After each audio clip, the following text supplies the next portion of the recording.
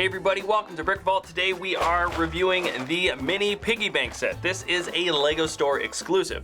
The set is recommended for ages 7 and up. It is set number 40251 and it has 248 pieces. And like the name suggests, it is a piggy on the outside, but also you can do alternate builds of a polar bear or a panda. All right, let's get the set open and built.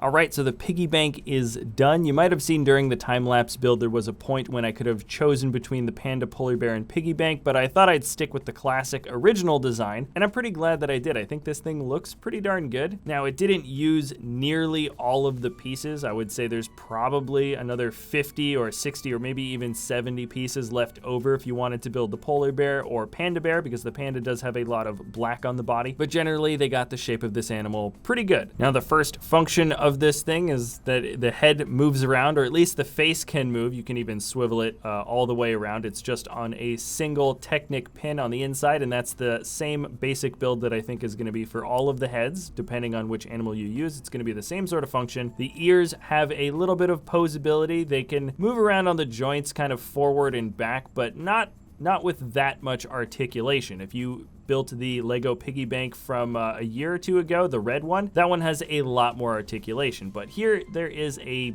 okay amount. Now the back has a little curly Q tail in black. You can turn that a little bit. And then here is the hole on the top where you would be putting your change through. All in all, the detailing for this pig is pretty good. There's nothing too exciting about the cylindrical shape. I think most of the corners match up pretty well. And if you wanted to get your change out of the pig without, of course, destroying the entire body, I feel like pulling up these panels on the top is probably the easiest way to do it. This isn't going to be something that you can very easily smash on the ground. In fact, I think if you dropped it, not much of the body would actually break apart, just some of the stuff on the outside. And for an exclusive LEGO store set, this is a pretty nice one to get. It's priced at a $15 value, which is pretty good for 250 pieces. And with a purchase of $75 or more to get this thing for free, which is the current deal right now, I think this is one of the slightly better free sets that you can get from a LEGO store purchase.